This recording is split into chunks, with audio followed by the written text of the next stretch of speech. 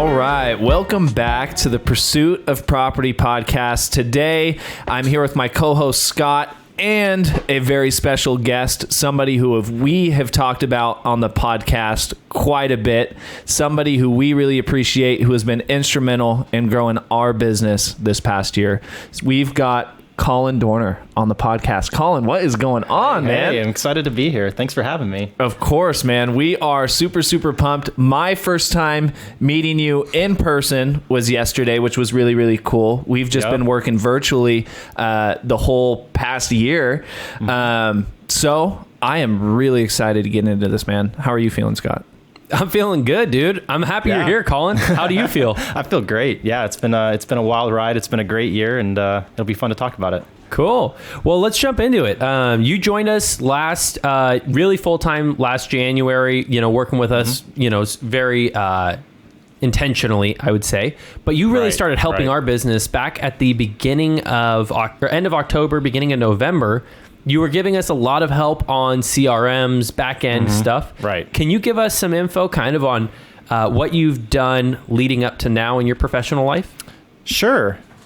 Yeah, just a quick overview. So kind of starting most recent working back, I was, before being a lead manager, I was working in a revenue operations company. And for those of you who don't know what that is, it's sales and marketing combined. So instead of looking at simply, hey, how do we maximize sales? How do we maximize marketing? You kind of look at how do you maximize revenue?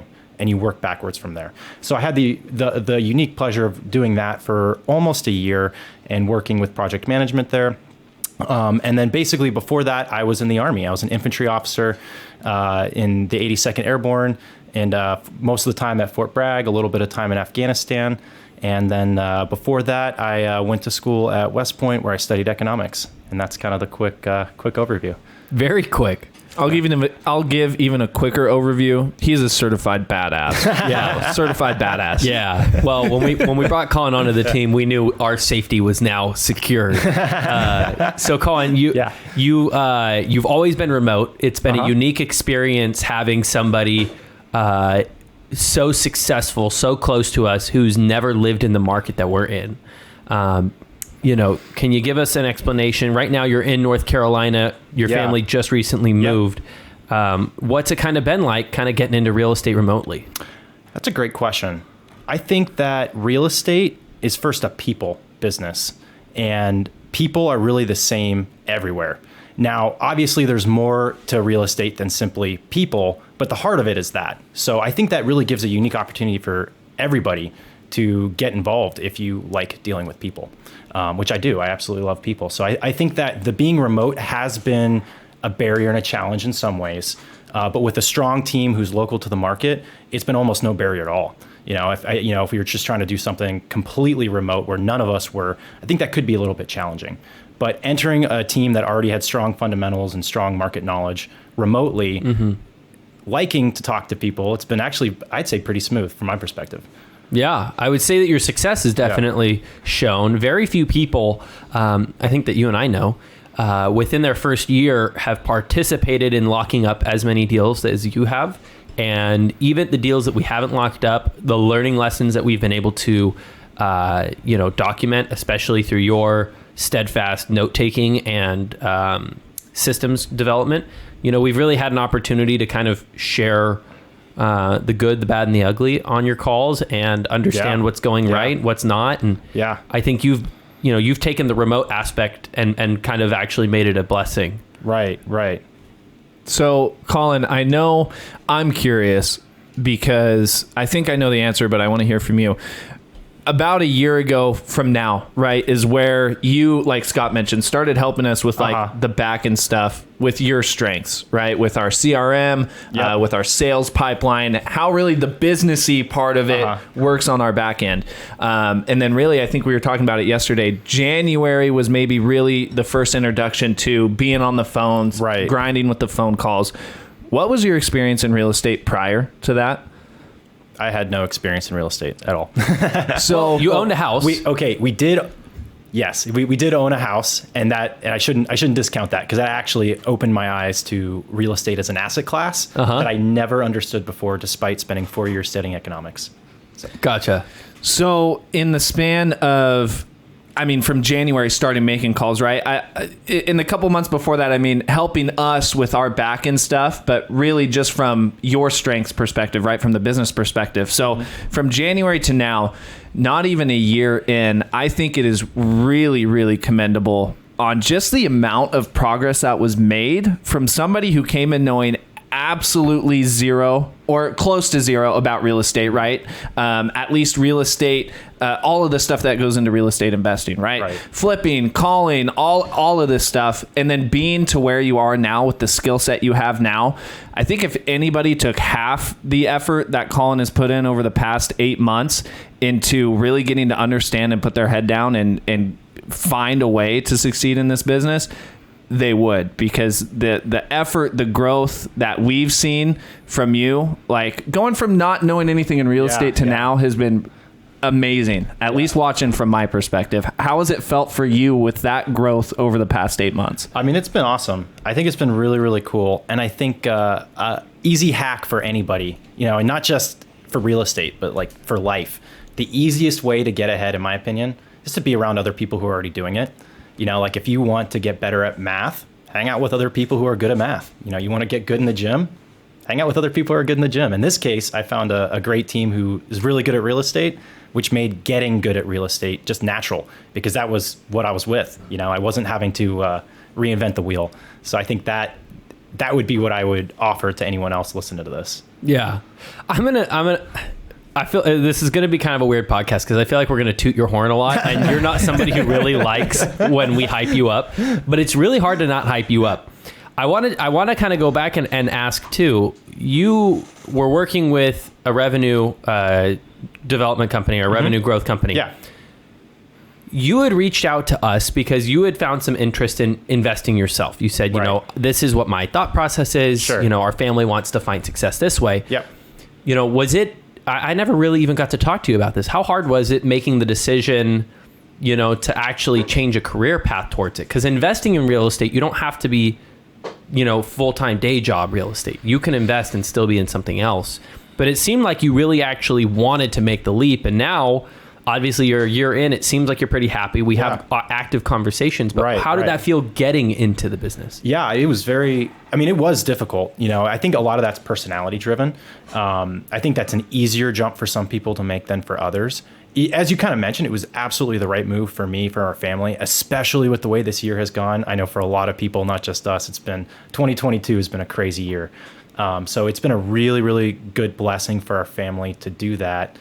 But it was a difficult decision because, you know, in the W-2 world in general, you know, things are much more clear cut. They're much, you know, there's a straightforward way to move forward. And once you kind of leave that, the world is your oyster, which is both, you know, there's no ceiling and there's no floor.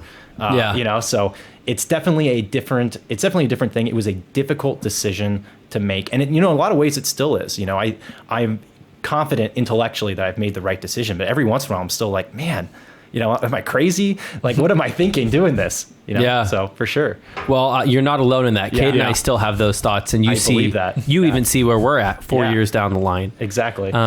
You've always been really a go-getter. You've done well in all your previous jobs. It seems you've established good positions. I doubt I could find an employer who didn't enjoy having you on their team. I know that we've been really, really happy with the way that you've, you know, every time you've had an opportunity to take something, you try to go as far as you can, and then you come back and ask for help. You know, what kind of growing pains did you feel like you really struggled with when you first started? I think I had a lot of resistance to picking up the phone. I think a lot of people who've ever tried to, you know, call, even not complete strangers, but just call new people consistently on the phone, I just had a lot of resistance to it. And a lot of that has just been resolved just by doing it, you know, and it's still not completely resolved. There's still some calls where I'm like, God, and I'm sure that probably never goes away completely. I think it just probably improves, but definitely never goes away. I'd say that was probably the hardest thing. But I think for me, I'm not exactly an introvert, but I have many introverted qualities. So it's been actually a huge growth experience to just push through that and just be like, you know what? I don't want to make the call. It may not go perfect, but it doesn't matter because I'm going to get better. And as long making the call is like 3/4 of the battle, you know, like actually what you say matters, but not nearly as much as just picking up the phone. So Yeah. without a question, I think that was the hardest piece for me. And you have a family too, which makes it really difficult that you have all these draws working from home. Unlike us, you don't have an office to go to. That had to have been part of the struggle too, no? For this year, absolutely. It has been an absolutely crazy year. But despite that, finding that consistency to even if it's 2 hours a day is transforming. You just can't give up when life gets in the way. Yeah. So I'm curious, you've said, right, and it's funny, you mentioned getting over the hurdle of just hopping on the phone and making the freaking calls, because that's what we tell people all the time, right? One of the lowest barriers to entry to getting started in this business is literally hopping on the phone, sitting down, getting in the zone, and making the frickin' calls, which 90% of people don't even want to do in the first place. What has been, on the contrary, what has been some of your favorite parts of going through, learning this whole process that is real estate investing? Yeah, I think, I've already hit on just a little bit. I think it's been a huge growth experience, and I enjoy growth. I think, everybody is driven to really enjoy growth to some extent, but me especially so I've really enjoyed that. I've also really enjoyed, I love how there's like tangible activities and metrics that we can like look at, and it's kind of like a nerd that I really enjoy that. And I think for a lot of people that can be highly motivating, just seeing like, hey, last week I made 30 calls, this week I made 32. I think that's something I really enjoy. I guess I'd be more about sales than about real estate.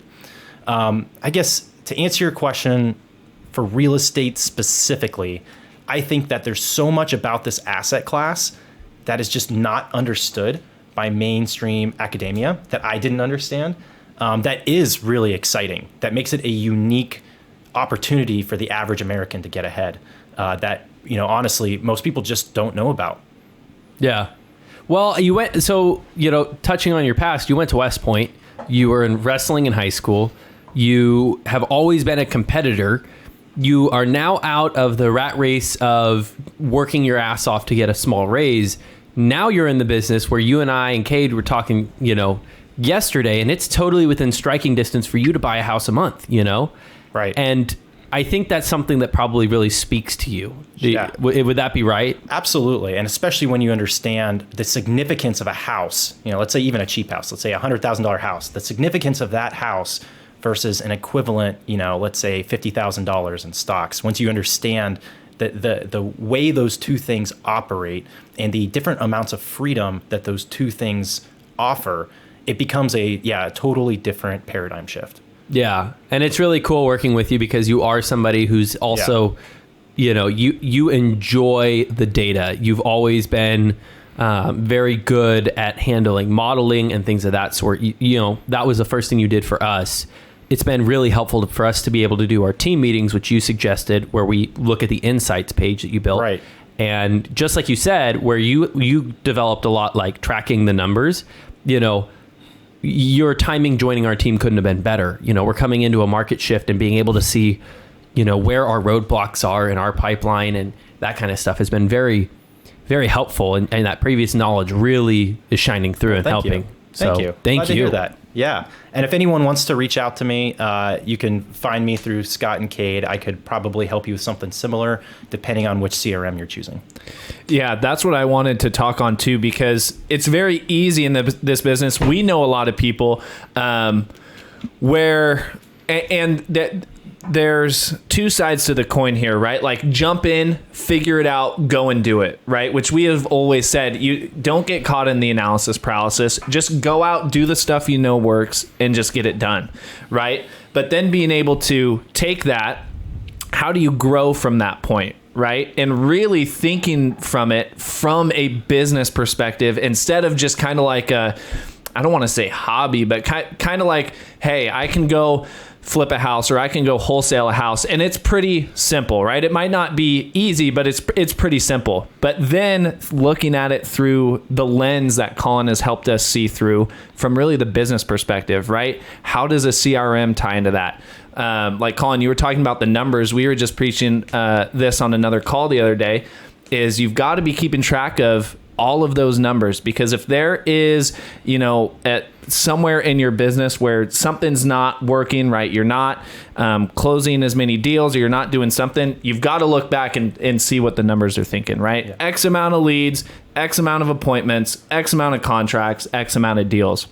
So I think that's really important for people who might be in that space where, hey, I've closed a couple deals, or, I'm kind of doing all right, but how do I take that next shift? I think looking at it through this lens and applying some of these practices you've helped us with is going to be essential. Right. I have a good analogy, I think, that may help people who are trying to wrap their head around that. Like, hey, when does data really matter? When should modeling, when does that really add value to your business? If you think about it like a ship, we're trying to go from New York to London, England. At first, the only thing that matters is that the ship is moving. Because you try to turn that rudder when the ship is stalled, it does nothing. Your ship just stays exactly where it is. You could put all and think of that rudder like your data, because it really is. Or that rudder is really more like your decision, and your controls are like your data. So once your ship is moving, and that data gives you the information, hey, should I push that rudder to the left or to the right to make where I'm trying to go of London? But, take that even a further step back. If you don't know that you're trying to get to London, that movement may not even be helpful. So, but I think it's a good analogy for those of you who are trying to wrap your head around, hey, when should I start investing in data? And really the question is as soon as you have movement, but that doesn't mean you need to invest heavily in it. Even the most simple metrics can be absolutely business transforming. Yeah.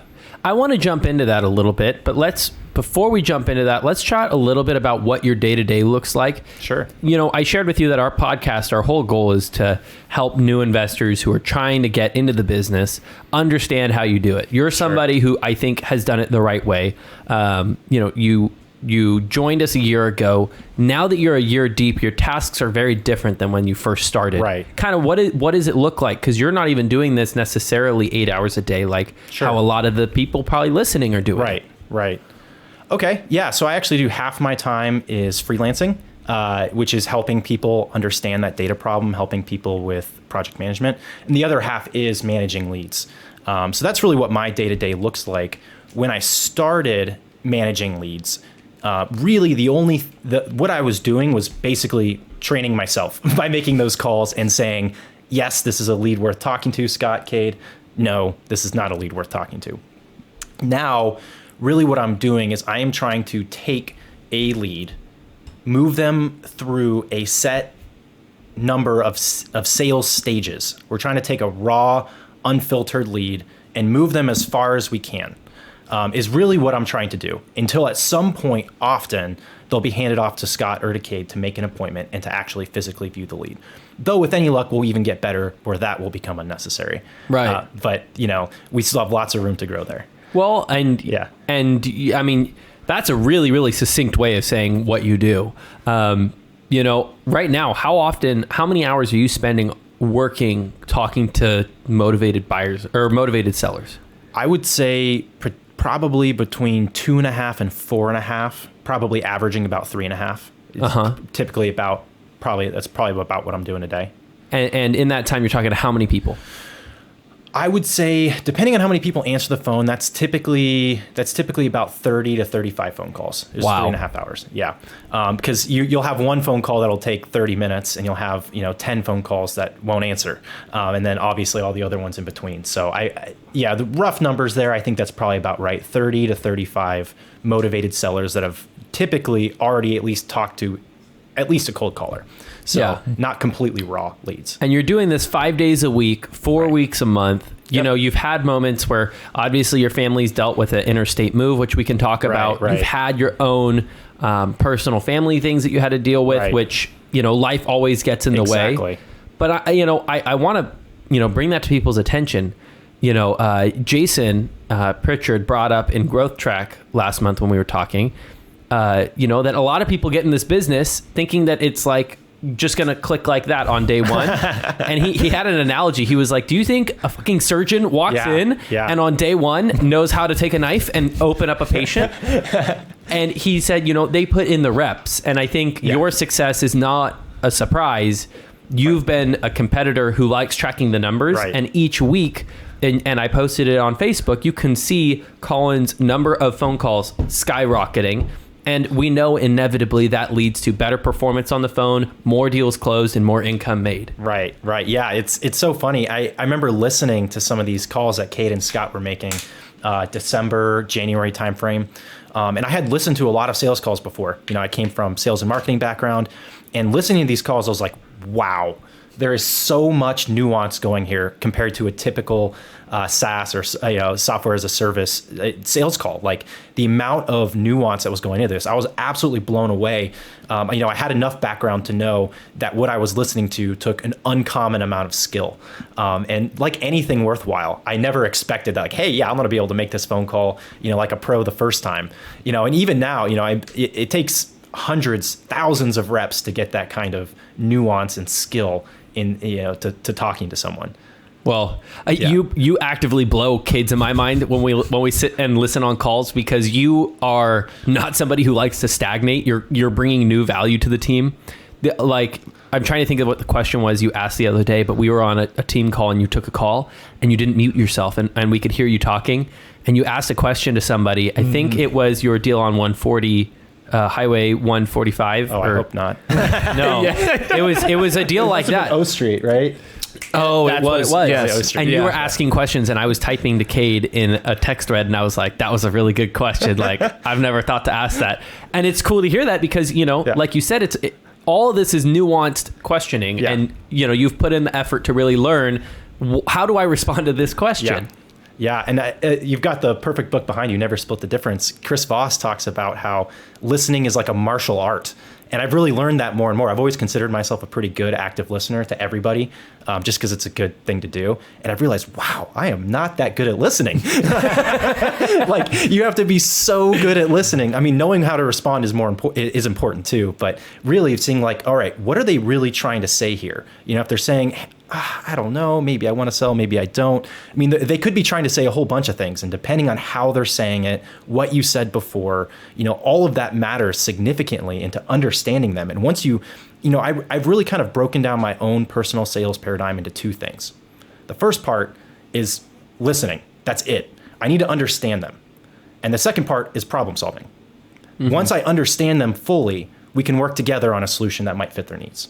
Right. And it's really those two things. And it's really that first part that's way more significant. And one of my biggest mistakes, and I think most people's biggest mistakes when they hop on the phone, is you're trying to jump to number two before you really solve number one. And it's really hard not to do that, because you hear these people all the time, and it's easy to forget that they're unique and they have their own unique problems and their own unique situation that they're trying to deal with. But so I would offer that as well. That very simple two-part paradigm. Hey, active listening, then problem solving. And a good way to transition between the two, I was telling Kevin this the other day, is a summary, just like they say in Never Split the Difference. Once you can summarize their problem, their feelings, their situation in a way that they agree with, then you can work on solving the problem. Yeah. Dude, that is so freaking good, dude. There is no way I could sit here and verbalize that, dude. Colin, that is so freaking good, man. That is so good. Cade and I are stepping down from the podcast. I think, and I want to dive deeper a little bit on that, because number one, just listening, right? And there's a lot that goes into that. We could do, like you mentioned, the book, Never Split the Difference. We could go on a whole tangent. Right. But I remember even us, when we started, kind of the same way you did, just hopping on the phones and talking to people, right?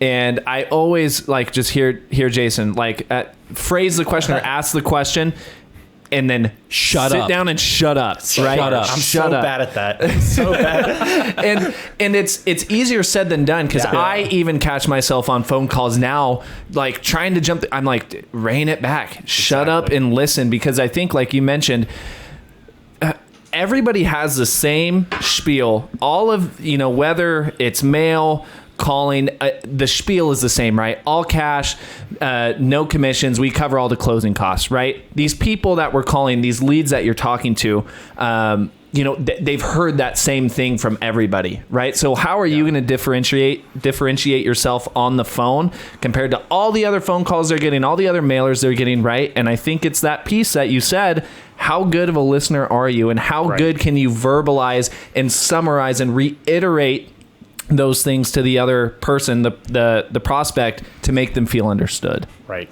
Yeah, and I think for those of you who do have trouble picking up the phone, doing that will make it feel so much more comfortable and natural, as it has with me. Because then when you offer something like, let's say, they want 200,000 and the most you can offer is 150, it takes all the sting out of giving that offer. After you've said, hey, here's the problem you're trying to solve, here's what you're up against, here's what your life looks like. And they say, yeah, that's right. And then you can say, look, we can offer you $150,000. Like, what do you think? Or is that even something you'd consider? It takes all of the sting out of it because they know that you've listened to them and you're not just it's weird. Like it almost doesn't make sense. Like it's hard to believe that would just make it so much more comfortable to give somebody a low offer, but it does because they feel that you've listened and they're willing to say, you know what, I completely understand where you guys are coming from, but that won't work for me. Or they'll say, maybe I'll consider it. Yeah. But either way, it just becomes simple and natural to do rather than feeling like, really difficult and painful. Yeah. And I know that you've taken a lot of this stuff also into your personal life of understanding and listening. And you've shared a couple stories of your kids actually closing you on sales. And I think that's funny because you're somebody who you like to talk about the things that you're learning. And so of course it makes sense that your kids who are, 2 and 4 are out here making sales on you the same way you might. Yes. My Beth, close to 4-year-old, she's really discovered the art of mirroring. Anytime she hears something that she doesn't like, her first instinct is to mirror it. Be like, Beth, it's bedtime. Bedtime? Yeah, exactly. Throws it right back in your face. Exactly. And then you find yourself explaining it, even though you know exactly what a mirror is and exactly what she's doing. Like you just can't help yourself because it works.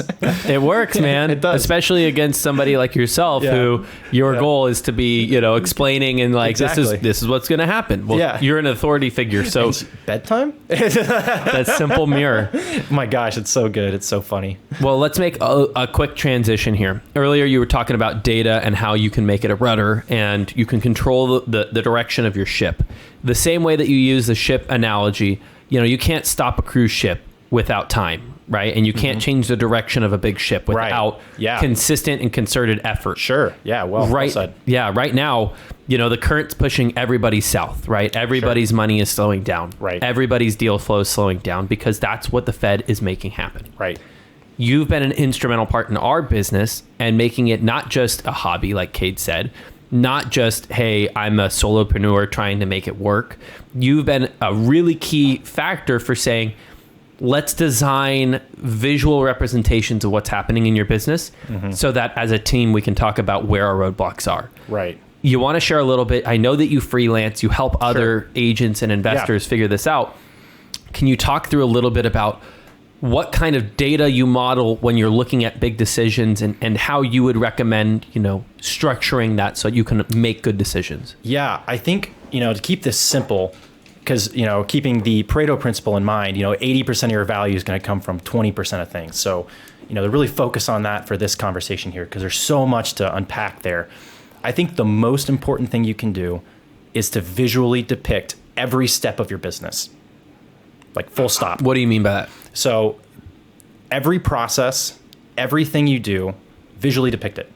And the reason why, it takes this, this ethereal idea and it makes it concrete. And you're going to immediately see where the problems are. Even if there are no problems, you're going to understand it better. You're going to be able to communicate it better. And I like to use a tool called Miro.com. It's a free online whiteboard that you can use for a block that represents each step and just show each step. Every step of what you're trying to do. And that is the easiest way by far to understand your business better from a process-based perspective. I'm not talking data here. It's just, simple process-based stuff. It will add so much value to your business. As a freelancer, I do it to every client that I talk to. And I cannot tell you how often they're like, wow, I have 100 employees. Like I have never thought about how my business runs. And visually depicting it is the way to do it. Gotcha. So then once you visually depict it, obviously in our business, we designed out, what forms of marketing are we doing? Right. How do those flow into our CRM? Exactly. Who handles every piece of that follow-up? what happens once we have a successful sale? Right. How does that work? What are the next things that you really focus on? Like for us, our business is really simple, so it might be easy for you to just reference how we track it. Sure. Yeah. I think that the next step after that is to start looking. So you always want to think three things: implementation, process, then tool, right? Implementation means what can you actually do? If you have a team, what is your team going to be willing to do? Then you think, hey, can I have a process that's going to, how do I optimize my processes? The last thing you think is tool. Now, however, they're highly related, right? So your tool is going to affect your process because you're limited. You can only do certain processes and certain tools. And your process is going to affect implementation because your team's never going to want to do something that they hate. So you have to create something that they don't hate. So the next thing that I would do is after you visually depict it, I would start thinking, how do we actually implement this thing? Is there a tool that will allow me to create what we're already doing into a piece of technology that is going to allow us to do it? It's how I came to Pipedrive, which isn't the right solution for everyone, but I think it's been an incredible solution for what we've been looking to. It's really how I came to that. Yeah. I would agree. Pipedrive has been a godsend. We've gone through many different CRMs. We've gone through 3 or 4. Pipedrive has been such a blessing because as two people who run 2 separate businesses, a sales business and an investing business, we can keep that data pure and we can really understand what's going on within our business and where do we expect money to be coming from and where do we see money not making a return. Yeah. And even, that's huge and that's really high level stuff, which is typically the most important. But, even at like a day-to-day tactical level, there's never any question about, what's the next follow-up or who's making the next call. There's hardly ever that question, which is so valuable from an efficiency standpoint. And with 5 of us now operating within the team and probably more coming, right? We have 4 or 5. We have 5 outbound marketers. We have a manager. We have an admin. We have a second part-time admin, and then we have a leads manager like you. Right. And then 2 guys like me and Cade. I think you're absolutely right. Knowing who's in charge of making the next touch is almost as important as where is the money coming from. Right. To go to your question, because I see that you're definitely driving at that. Let's say you've done this, you visually depicted your processes, which I once again do not skip over. Do that. Visually depict your processes. You've looked at, hey, how do we optimize this as a process? Is it something we can implement? Is this the right tool? We've answered all those questions. You find a tool that's going to work really well for you. Now you're thinking, hey, all right, my ship's moving. I'm making calls. What data matters? What do I need to look at? I always recommend starting bottom of funnel, working top of the funnel. What do I mean by that? It's very simple. Follow the money. Start with your closed deals and work backwards. The most important reporting you have is the closest reporting to a closed deal. So basically, hey, the first thing I want to see is how many deals am I closing? What are they worth? Those are the first questions I want to answer. I want to then work backwards all the way to marketing. I want to touch marketing last. Now, there are exceptions to this. These are general rules of thumb that are, you're going to work 90% of the time. There's times where this is just not true. But, just for generally, hey, you're making calls, you're making progress, but, you're trying to turn this into an actual business. Start bottom of the funnel, close deals, and work your way back to marketing. Mm-hmm. So, Colin, I want to transition a little bit now, too, because obviously back in, about a year ago, helping us with some back end stuff, January, starting on the phones. I want to commend you because you also just made, a recent personal leap into kind of the next phase, right? So, making all these calls, helping with all of our back end stuff, getting it dialed in. But now you are actually actively looking and prospecting for your own properties out in North Carolina. So I want you to elaborate a little bit on, one, why, what made you even want to kind of transition into that, and 2, how that has been going. Has it lived up to what you thought it's going to be like? What does that look like for you? Okay. Yeah. Great questions here. I was fascinated by real estate, October, November 2021. I began to realize the levers that this asset class has that, I never learned about in school, despite doing some serious study about economics. So I was fascinated with the asset class. A good place to start is wholesaling because you I do deal analysis literally every day. I talk to sellers. Like all of that has really built my real estate muscle. Obviously, I still got a long way to go, but it gave me a lot of those fundamental skills you need to succeed at real estate. But I realized, wholesaling is fantastic, and it's really my ticket to short-term flexibility and freedom, which has been a godsend for our family, given this crazy year we've had. But it has not really unlocked the potential of the asset class of real estate. And it can really only be done through buying and holding our properties. And there's a lot of reasons why I'm really bullish on North Carolina. I think that's beyond the scope of this conversation here. But I have a partner who has heard of my story a little bit, who's willing to put capital behind some properties that I might be able to find. And so far, I have been absolutely blown away with how we don't have any closed deals yet, but very strong pipeline finding things. So far, it's been really good. How long have you been doing it? What do you think, Cade? Maybe a month?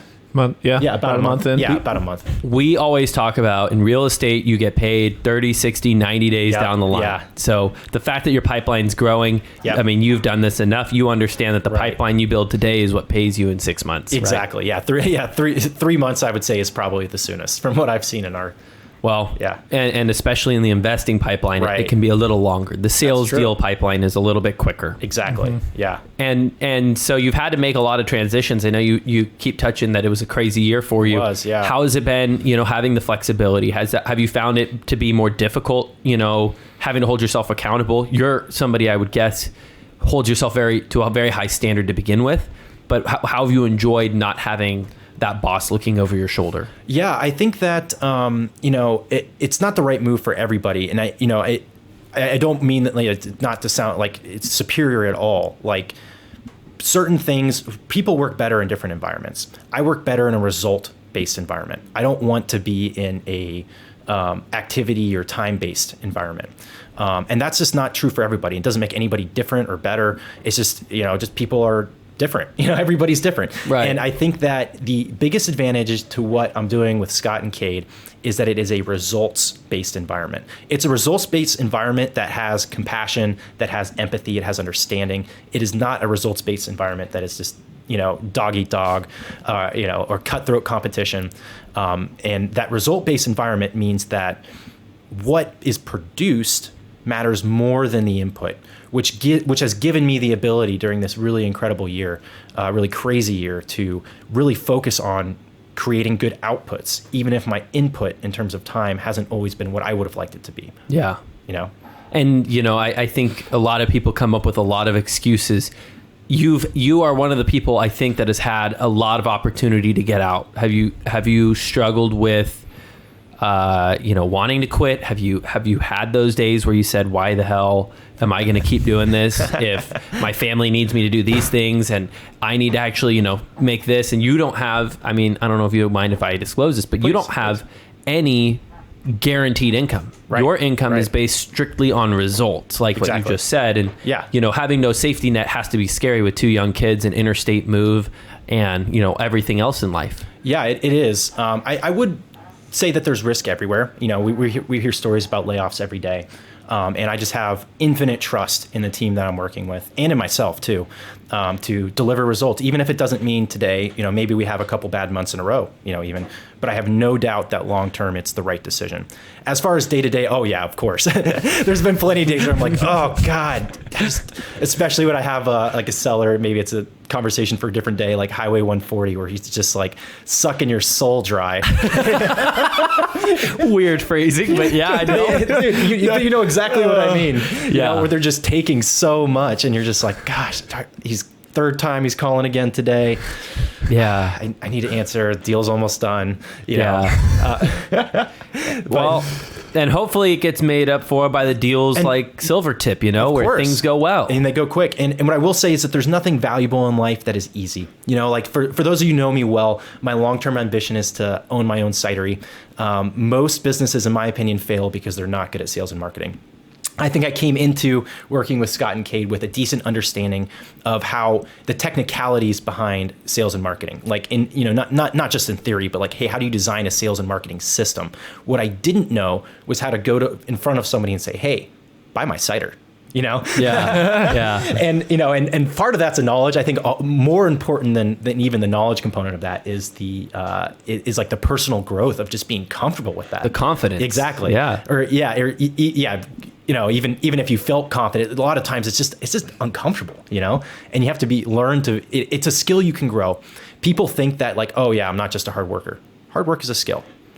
Being uncomfortable, learning to be okay with that, that's a skill too. You can improve that. You can grow with that. That's not set in stone. You were not born with your ability to manage discomfort. You can improve that over time. Dude, you have been dropping so many bombs and so many gems. And I think what's even, really the cool part about it is a year ago, you were our like main audience base, right? The people who are looking to get started in buying, selling, and investing in real estate. And, I'll reiterate what we were talking about a little bit earlier. Just the amount of growth that has been, that you have experienced in the past 8 months is just, it's admirable. What in you may have answered this question, in a bunch of things, like I was saying, dropping gems across the whole podcast.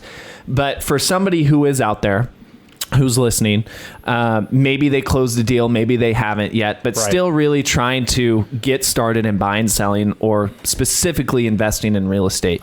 What do you think has been if you could say one thing that has helped you the most, or the one thing that would be most important for somebody like that to get not only to where you are now, but where you are wanting to go, the track that our companies are on, what would that be? Your tribe. I think there's a lot of that can go into that, but I think, if I had to choose one thing, and I only say that because, I'm trying to be practical. I'm trying to be, stick with the realm of the easily understandable. I think mindset's more important than your tribe. Like, I think you could do it if your mindset was just, at a different level. The problem is that people think that because your mindset isn't something tangible, it's just something you can just wake up and change one day. Where in reality, I think it'd be easier for most people to get a PhD in physics than to change your fundamental perspective and viewpoint of looking at the world. So, how do you hack that? How do you change the fact that the way you view the world is extraordinarily sticky? It's very, very hard to change, even if you're making deliberate efforts to. The easiest way is to be around other people who are already doing it, your tribe, right? So for myself, for most normal human beings out there who get ahead by hard work, you have to find people who are already doing it, who are understanding it. And it doesn't have to be a physical relationship, like a good podcast. You can get to know the people on that podcast and their story and what they're doing. That can be part of your tribe. But being around that, I think, is the most essential piece for people just starting out who don't have, like a superhuman ability to shift their way they view the world. Dude, I want to promote your freelancing. We have people on the podcast because people like you are great inspirations for new investors. Yeah. We also have people who listen to our podcast who are doing way more than us, but who tune in because they know that it's good to hear sometimes from somebody new. Right. You're somebody I think who could bring some extremely, extremely good value to somebody who might be doing somewhere in that 10 to 100 deals a year. Right. Can you explain a little bit how they would reach out to you and the best way for them to get in contact with you? Right. Okay. The easiest ways to find me on Upwork is where I do my freelancing out of. Just go to upwork.com, search for Colin Dorner, and you'll find me right away. Or if you search for ClickUp, which is the primary project management software that I use, I'll be pretty close to the top. I've done some good SEO on it, so you'll be able to find me pretty quickly. That's the best way. You can also reach out to me by my email, colin@earlybirdinv.com, all one word. That'd be the next thing to do. And I think to add on to that a little bit, I think really the target audience here, the people who I think I could help a lot of people in a lot of different ways, who I could help the most would be someone who is operating a successful real estate or started to be somewhat successful, but the business is really based around them and not the business. So it's based around, like I've made some calls, I've done some things, and you want to start looking at, hey, how do I take this from, like a Colin Dorner, thing and turn it into an actual business? And that is where I can start to add a lot of value. Yeah, we're going to have to share this podcast with a lot of people because, Colin, we've talked you up to a lot of investors, and you've had the privilege of meeting a couple of our friends. I bet you laugh because you can find a lot of success in real estate without doing it perfectly right, from a business sense. And I think, right. you know, it's a very forgiving business. It shocked me when I first saw, like, I was like, wait, you've been this successful and you were using these, like, I was like speechless with like how successful you're able to be, because real estate is such a powerful asset class that it is very forgiving. You don't need to be a master of business. Like if you go into like you try to create an app that you're going to sell at iTunes or Google Play, the level of competition and your savviness with these concepts in marketing and sales you have to do to be just moderately successful is so much higher than with real estate. If you start applying these well-known, well-researched principles of sales of marketing to real estate, I mean, you're going to be just wildly more successful than the people who don't. Dude, I'm with it. We are so pumped that you came on the podcast. I am grateful that you are in Fresno. Yeah. A lot of people are going to be sad that they didn't get to meet you in person because they've gotten to meet you over the phone. But I think you are somebody who can be very, very influential on people's business, even from afar. And we will have to have you come back on a couple times to talk about some of the more intricate thoughts that you've put into practice. Of course. Well, thank you for having me. I really appreciate it. Absolutely. All right, you guys. Thank you for tuning in to this episode of the Pursuit of Property podcast. We will see you guys next week.